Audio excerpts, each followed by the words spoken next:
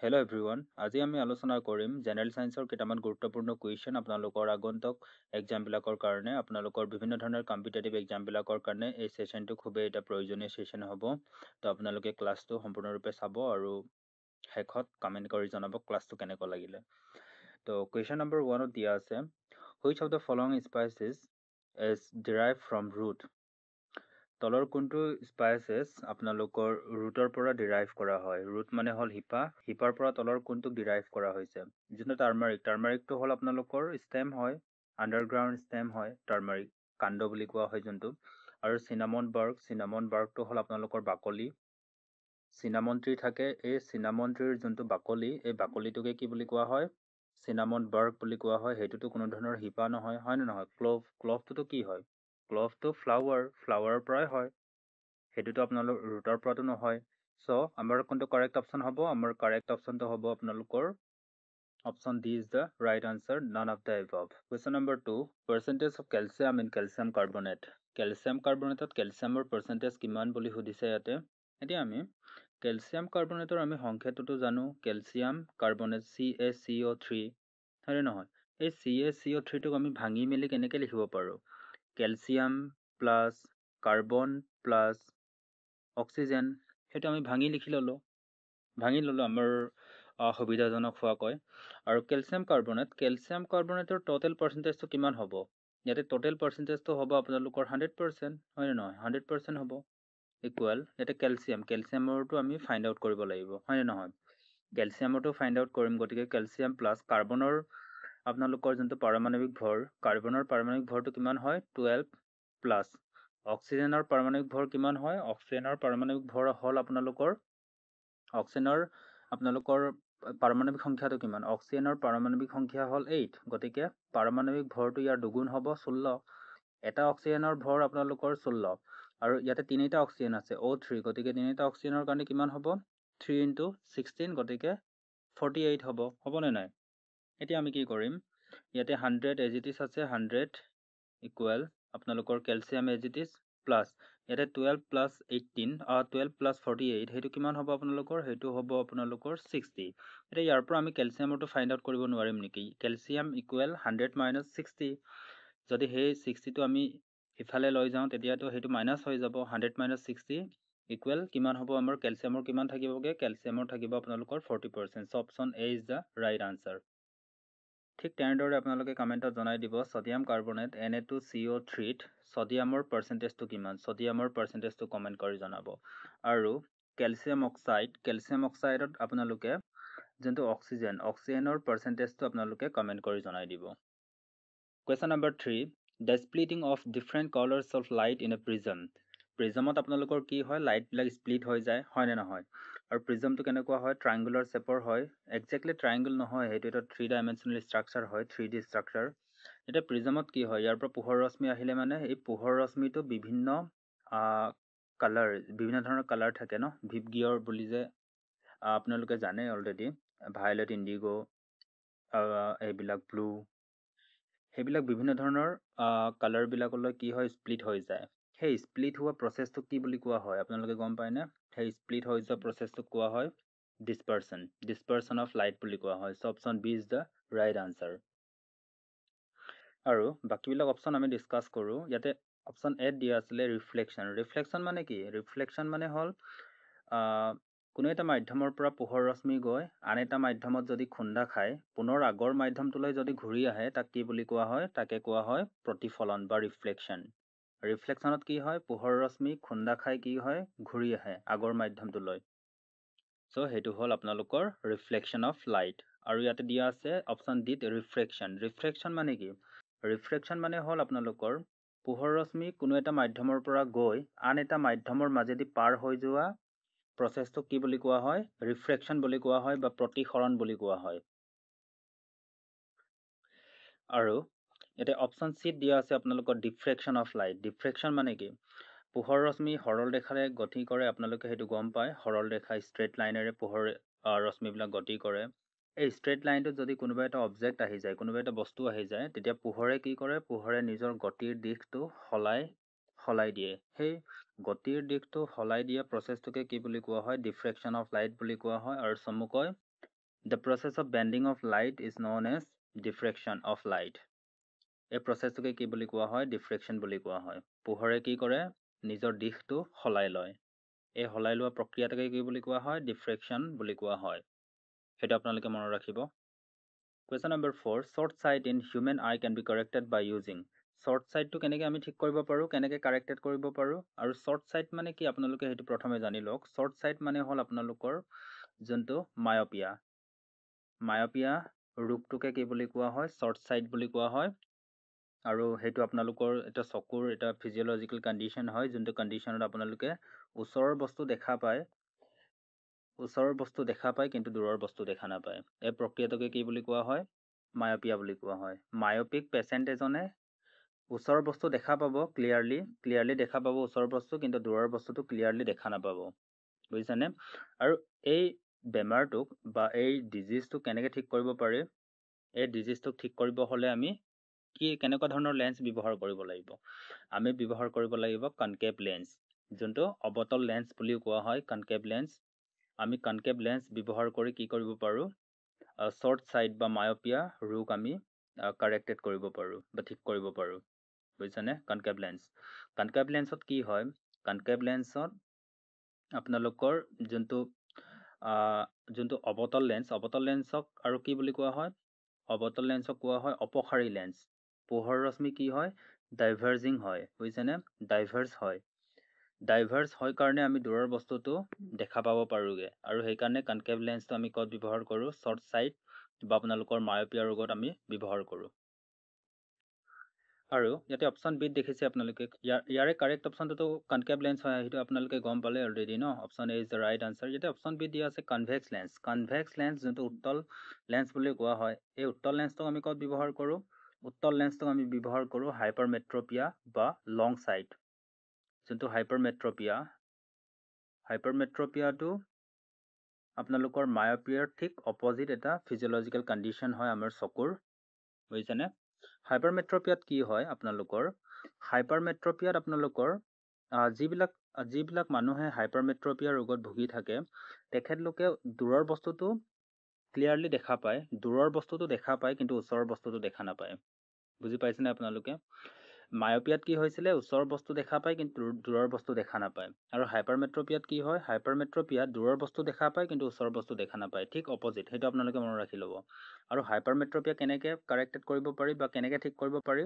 Hypermetropia ঠিক কৰিব হ'লে আমি কেনেকুৱা ধৰণৰ লেন্স পৰিধান কৰিব লাগিব? Convex lens. আৰু মায়পিয়া কাৰেক্টেড কৰিব হ'লে বা মায়পিয়া ঠিক কৰিব হ'লে কেনেকুৱা ধৰণৰ লেন্স পৰিধান কৰিব লাগিব? Concave lens. চ' সেইটো আপোনালোকৰ কনচেপ্টটো ক্লিয়াৰ হৈ গ'ল চাগে। Question number 5. Which of the following is not a noble guess? তলৰ কোনটো নবল গেছ নহয় বুলি সুধিছে। নবল গেছ মানেনো কি? আপোনালোকে পৰ্যাবৃত্ত তালিকা আপোনালোকে গম পায় অলৰেডি। ক্লাছ 9, 10 সেইবিলাকতো আপোনালোকে অলৰেডি পঢ়িছে পৰ্যাবৃত্ত তালিকা বা পিৰিয়ডিক টেবল বুলি কোৱা হয় যোনটো। তাৰ পিৰিয়ডিক টেবলত এটা গ্ৰুপ আছে, যোনটো গ্ৰুপ নম্বৰ 18। এই গ্ৰুপ নম্বৰ 18ত থকা মৌলবিলাকক সম্ভ্ৰান্ত মৌল বুলি কোৱা হয় বা নবল গেছ বুলি কোৱা হয়। সম্ভ্ৰান্ত গেছ বা নবল গেছ। অসমীয়াত সম্ভ্ৰান্ত গেছ বুলি কোৱা হয় বা সম্ভ্ৰান্ত মৌল বুলি কোৱা হয়, আৰু ইংৰাজীত নবল গেছ বুলি কোৱা হয়।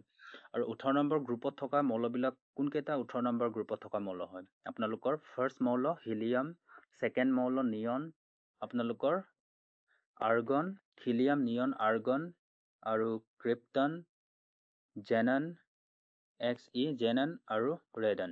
সেইবিলাক হ'ল আপোনালোকৰ নবল গেছ বা গ্ৰুপ নম্বৰ 18ৰ এলিমেণ্টবিলাক। সেইবিলাক হ'ল নবল গেছ। আৰু সেইবিলাকক কিয় নবল গেছ বুলি কোৱা হয় আপোনালোকে গম পায়নে? কাৰণ সিহঁতৰ এইবিলাক মৌলৰ বাহিৰৰ কক্ষপথত ইলেক্ট্ৰনবিলাক ফিল হৈ থাকে কমপ্লিটলি। 8টা ইলেক্ট্ৰন কমপ্লিটলি ফিল হৈ থাকে, গতিকে তাক কি বুলি কোৱা হয়? নবল গেছ বুলি কোৱা হয়। আৰু এই মৌলসমূহে, সম্ভ্ৰান্ত মৌলসমূহে, নবল গেছসমূহে অন্য কোনো মৌলৰ সৈতে সিহঁতে কি নকৰে? বিক্ৰিয়া নকৰে, গতিকে সিহঁতক সম্ভ্ৰান্ত মৌল বুলি কোৱা হয়। আৰু আপোনালোকে এতিয়া অপশ্যনবিলাক এলিমিনেট কৰিব পাৰিছে অলৰেডি। নিয়নটোতো কি হয়? সম্ভ্ৰান্ত গেছ হয়। হিলিয়ামটো সম্ভ্ৰান্ত গেছ হয়, বা আপোনালোকৰ আৰ্গনটো নবল গেছ হয়, কিন্তু হাইড্ৰজেনটো নহয়। হাইড্ৰজেনটো ক'ত থাকে? হাইড্ৰজেনটো আপোনালোকৰ পৰ্যাবৃত্ত তালিকাৰ ক'ত থাকে? হাইড্ৰজেনটো থাকে আপোনালোকৰ গ্ৰুপ নম্বৰ 1। চ' আমাৰ কাৰেক্ট অপশ্যন কোনটো হ'ব? Option B is the right answer. Question number 6. Incomplete combustion of fuel gives আপোনালোকৰ যিবিলাক ইন্ধন, ফিউলছ মানে হ'ল ইন্ধনবিলাকৰ অসম্পূৰ্ণ দহনৰ ফলত কেনেকুৱা ধৰণৰ গেছ উৎপন্ন হয় আপোনালোকে সেইটো মনত ৰাখিব। ইন্ধনৰ যদি অসম্পূৰ্ণ দহন হয় তেতিয়া কাৰ্বন মন'অক্সাইড উৎপন্ন হয়। Option C is the right answer. আৰু এটা কথা মনত ৰাখিব আপোনালোকে, যদি ইন্ধন এটা যদি আমি কমপ্লিটলি দহন কৰোঁ তেতিয়া কাৰ্বন ডাই অক্সাইড উৎপন্ন হয়। আৰু যদি ইনকমপ্লিটলি দহন ঘটাওঁ আমি বা ইনকমপ্লিটলি আমি বস্তুটো কম্বাশ্যন কৰোঁ তেতিয়া আপোনালোকৰ কাৰ্বন মন'অক্সাইড উৎপন্ন হ'ব। আৰু এই কাৰ্বন মন'অক্সাইড গেছটো অতিকৈ এটা মাৰাত্মক পয়জনাছ গেছ হয়। হেল্থৰ কাৰণে, আমাৰ হিউমেন হেল্থৰ কাৰণে বহুতো হানিকাৰক এটা গেছ হয়। বিভিন্ন ধৰণৰ আপোনালোকৰ ৰেস্পিৰেটৰী ট্ৰেক ৰিলেটেড ডিজিজ হ'ব পাৰে কাৰ্বন মন'অক্সাইডৰ দ্বাৰা, বুজিছেনে? চ' আপোনালোকৰ কাৰেক্ট অপশ্যনটো হ'ব option C is the right answer, carbon monoxide. Question number 7. Bowman capsule is a part of which of the following human body system? Bowman capsule তলৰ কোনটোৰ এটা part হয় সেইটো আপোনালোকে মনত ৰাখিব। বমেন কেপচুলটো আপোনালোকৰ কিডনিত থাকে, বুজিছেনে? বমেন কেপচুলটো কিডনিত থাকে, গতিকে কিডনিটো কেনেকুৱা ধৰণৰ ছিষ্টেম হয়? কিডনিটো হ'ল আপোনালোকৰ এক্সক্ৰেটৰী ছিষ্টেম। আৰু কিডনিয়ে কি কৰে? কিডনিয়ে ইউৰিন বনায় আৰু কি কৰে? আপোনালোকৰ ব্লাডটো পিউৰিফাই কৰে। চ' আমাৰ কাৰেক্ট অপশ্যনটো কোনটো হ'ব? Option C is the right answer, option C, excretory system. Question number 8. The vitamin which is generally excreted in urine by human. কোনবিলাক ভিটামিন আমাৰ ইউৰিনৰ থ্ৰু দি এক্সক্ৰেটেড হয় বা ওলাই যায় ইউৰিনৰ থ্ৰু দি? আৰু আপোনালোকৰ ইয়াতে এটা কনচেপ্ট এটা সোমাই আছে যোনটো আপোনালোকেতো গম পায় already. Vitamin 2 types of vitamins are there. এটা হ'ল আপোনালোকৰ ফেট সলিবল ভিটামিন আৰু এটা হ'ল আপোনালোকৰ ৱাটাৰ সলিবল ভিটামিন, বুজিছেনে? ৱাটাৰ সলিবল ভিটামিন কোনবিলাক? Vitamin B and vitamin C. আৰু ফেট সলিবল ভিটামিন কোনবিলাক? Vitamin D, vitamin E, vitamin K, vitamin A, ডেকা বুলি চমুকৈ আমি মনত ৰাখিব পাৰোঁ, হয় নে নহয়? সেইবিলাক হ'ল ফেট সলিবল ভিটামিন। আৰু এটা কথা মনত ৰাখিব আপোনালোকে, এই ফেট সলিবল ভিটামিনবিলাক আমাৰ বডিৰ পৰা ওলাই নাযায়, আমাৰ বডিতে থাকে। ফেট সলিবল ভিটামিনবিলাক ওলাই যাব নোৱাৰে। কিন্তু যিবিলাক ৱাটাৰ সলিবল ভিটামিন, বুজিছেনে? এই ৱাটাৰ সলিবল ভিটামিনবিলাক আমাৰ বডিৰ পৰা ওলাই যাব পাৰে। কেনেকৈ ওলাই যায়? আপোনালোকৰ ইউৰিনৰ থ্ৰু দি, ইউৰিনেশ্যনৰ থ্ৰু দি, বা আপোনালোকৰ যোনটো ঘাম ওলাই আপোনালোকৰ, সেইবিলাকৰ থ্ৰু দি কি হ'ব পাৰে? এই ৱাটাৰ সলিবল ভিটামিনবিলাক ওলাই যাব পাৰে। আৰু ইয়াতে কোনটো ভিটামিন আপোনালোকৰ ইউৰিনৰ থ্ৰু দি ওলাই যাব পাৰে বুলি সুধিছে? ইয়াৰে আপোনালোকৰ কাৰেক্ট অপশ্যনটো হ'ব option C. So' option B is the right answer. যোনটো ভিটামিন চি হ'ল আপোনালোকৰ ৱাটাৰ সলিবল ভিটামিন। আৰু ৱাটাৰ সলিবল ভিটামিনবিলাকে ইউৰিন বা আপোনালোকৰ ঘামৰ থ্ৰু দি কি হয়? ওলাই যাব পাৰে। Question number 9. কৰ্ক চেলসমূহ কি হয়? ইয়াতে সোধা হৈছে কৰ্ক চেলসমূহ কি হয়? কৰ্ক বোলাৰ লগে লগে আপোনালোকৰ এটা কথা মনত আহিছে চাগে, ৰবাৰ্ট হুক, বুজিছেনে? ৰবাৰ্ট হুকে কি কৰিছিলে? ফাৰ্ষ্টত আপোনালোকৰ ডেড চেল ডিছকভাৰ কৰিছিলে। আৰু এই ডেড চেলটো কোনটো আছিলে? ডেড চেল আছিলে আপোনালোকৰ কৰ্ক। চ' কৰ্কটো কি হয়? ডেড হ'ব। Option D is the right answer. আৰু ৰবাৰ্ট হুকে ফাৰ্ষ্ট আপোনালোকৰ ডেড চেল ডিছকভাৰ কৰিছিলে। আৰু যোনটো কোনটো বছৰত তেখেতে ডিছকভাৰ কৰিছিলে ডেড চেল? 1665ত। আৰু ইয়াৰ পিছতে আপোনালোকৰ যোনটো লিউৱেন হকে কি কৰিছিলে? Living cell first time discover কৰিছিলে। আৰু আপোনালোকৰ এটা মষ্ট ইম্পৰ্টেণ্ট কুৱেশ্যন, RRBৰ কাৰণে most important and most repeated question, RRB NTPCৰ কাৰণে, যোনটো অমনি চেলুলা এণ্ড ই চেলুলা বুলি এটা কনচেপ্ট আছিলে। অমনি চেলুলা এণ্ড ই চেলুলা মানে হ'ল আপোনালোকৰ যিবিলাক চেলছ, আমাৰ যিমানবিলাক কোষ আছে, এই কোষবিলাক সকলোবিলাক কোষেৰেই গঠিত বুলি মানে এটা ষ্টেটমেণ্ট দিছিলে। এই ষ্টেটমেণ্টটো কোনে আগবঢ়াইছিলে বুলি সোধে? Omnis cellula and e cellula was given by Rudolf Virchow বুলি এটা চাইণ্টিষ্ট আছিলে। 1885ত তেখেতে কি কৰিছিলে? তেখেতে এই থিয়ৰিটো দাঙি ধৰিছিলে। Question number 10. Magnesium has an atomic number 12. Find its valency. ইয়াতে মেগনেছিয়ামৰ এটমিক নাম্বাৰ দিয়া আছে আৰু আপোনালোকক কোনটো সুধিছে? ভেলেঞ্চি সুধিছে। ভেলেঞ্চি মানে হ'ল যোজ্যতা।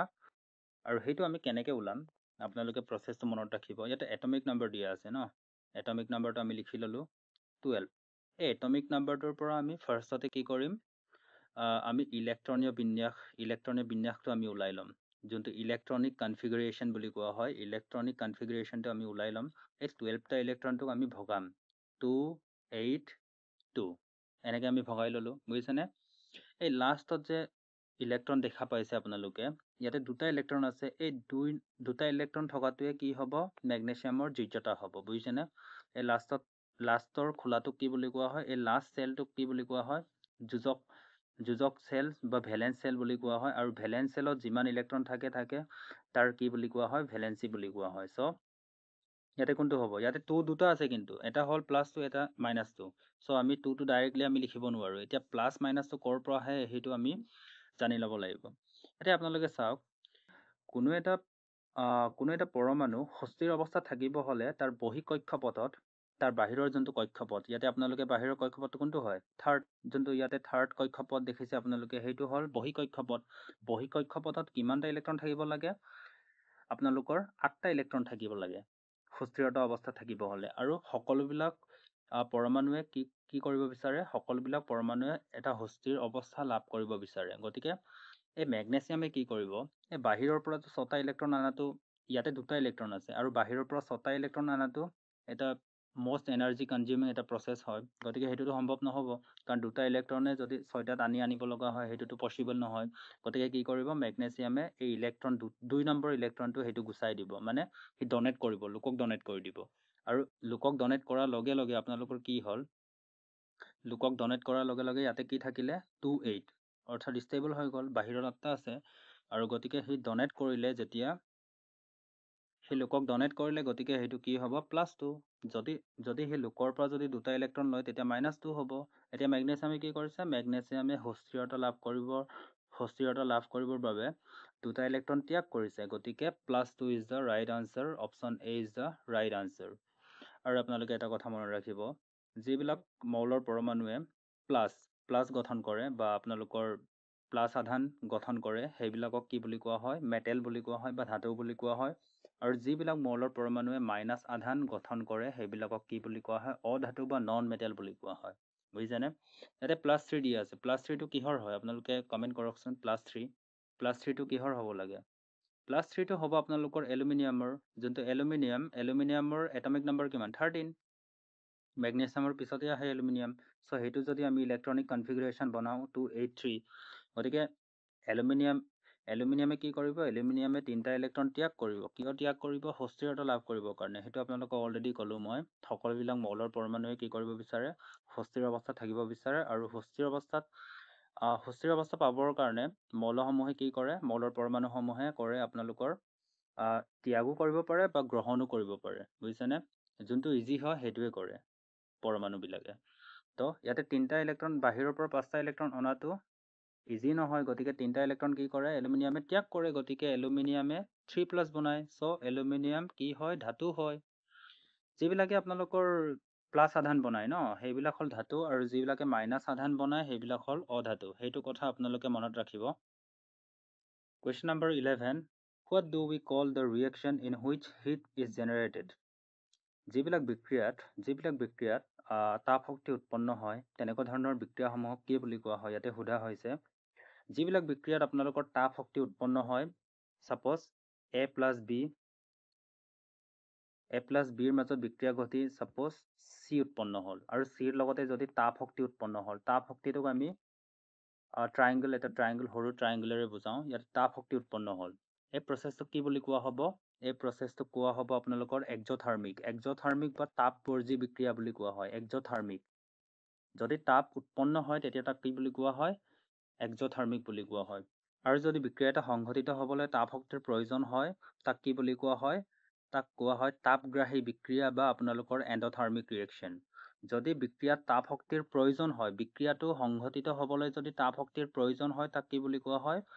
তাপগ্ৰাহী বিক্ৰিয়া বা এণ্ডোথাৰ্মিক ৰিয়েকশ্যন বুলি কোৱা হয়। আৰু যদি বিক্ৰিয়া এটাৰ ফলত যদি তাপ শক্তিৰ উৎপন্ন হয়, তাক কি বুলি কোৱা হয়? তাপবৰ্জী বিক্ৰিয়া বুলি কোৱা হয় বা এক্সোথাৰ্মিক ৰিয়েকশ্যন বুলি কোৱা হয়। ইয়াতে আমাক সুধিছে কি? যদি হিট জেনেৰেট হয়, যদি তাপ শক্তি উৎপন্ন হয়, তেতিয়া তাক কেনেকুৱা ধৰণৰ বিক্ৰিয়া বুলি কোৱা হ'ব? তাক কোৱা হ'ব এক্সোথাৰ্মিক বিক্ৰিয়া বা এক্সোথাৰ্মিক ৰিয়েকশ্যন বা তাপবৰ্জী বিক্ৰিয়া। Option B is the right answer. Question number 12. The momentum of an object. Momentum মানে হ'ল আপোনালোকৰ ভৰবেগ। বুজিছানে? সৰু সৰু কনচেপ্টবিলাকৰ ওপৰতে কুৱেশ্যন বহুত আহে। সেইবিলাকতো আপোনালোকৰ ক্লাছ 8-9ত থকা বস্তু হয়। মমেণ্টাম মানে হ'ল আপোনালোকৰ ভৰবেগ, মমেণ্টাম। আৰু মমেণ্টাম আপোনালোকৰ ইয়াতে অপশ্যনবিলাক দিয়া আছে, ডাজ নট ডিপেণ্ডছ অন মাছ, আৰু ডিপেণ্ডছ অনলি অন মাছ বুলি দিয়া আছে। আৰু চি অপশ্যনত দিয়া আছে only depends on the velocity, আৰু ডি অপশ্যনত দিয়া আছে depends on both mass and velocity. First of all আমি আপোনালোকৰ যোনটো মমেণ্টামৰ আমি ফৰ্মুলাটো লিখি ল'ম, P ইকুৱেল mv। বুজিছানে? সেইটো হ'ল মমেণ্টামৰ ফৰ্মুলা। এই পিটোৱে কি বুজায়? মমেণ্টাম বুজায়। আৰু মমেণ্টাম হ'ল scalar product of mass and velocity. Mass মানে হ'ল আপোনালোকৰ ভৰ, আৰু ভেলচিটি মানে হ'ল বেগ। গতিকে মমেণ্টামে কাৰ ওপৰত ডিপেণ্ড কৰে? মাছৰ ওপৰত ডিপেণ্ড কৰে, আৰু আপোনালোকৰ ডিপেণ্ড কৰে ভেলচিটিৰ ওপৰত। ভৰ ওপৰত ডিপেণ্ড কৰে আৰু বেগৰ ওপৰত ডিপেণ্ড কৰে। গতিকে option D is the right answer, depends on both mass and velocity. বুজিছেনে? P equal mv। আৰু আপোনালোকক কেতিয়াবা সুধিব পাৰে কি, আপোনালোকক কি সুধিব পাৰে?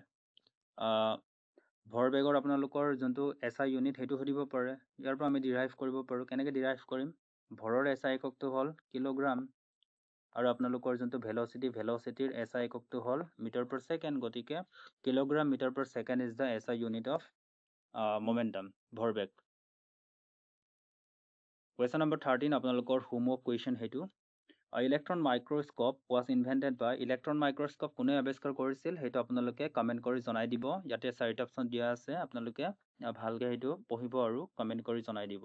আৰু যদি ভিডিঅ'টো শেষলৈ চাইছে তেন ধন্যবাদ। আৰু আগন্তুক ভিডিঅ'সমূহ পাই থাকিবলৈ চেনেলটো ছাবস্ক্ৰাইব কৰি থ'ব। আৰু আপোনালোকৰ বিভিন্ন ধৰণৰ RRB গ্ৰুপ ডি আৰু SSC GD সেইবিলাক এক্সামত আহিব লগা পলিটি, জিঅ'গ্ৰাফী বা আপোনালোকৰ জেনেৰেল ছায়েন্সৰ সকলোবিলাক ভিডিঅ' ইয়াতে উপলব্ধ হ'ব আমাৰ চেনেলত।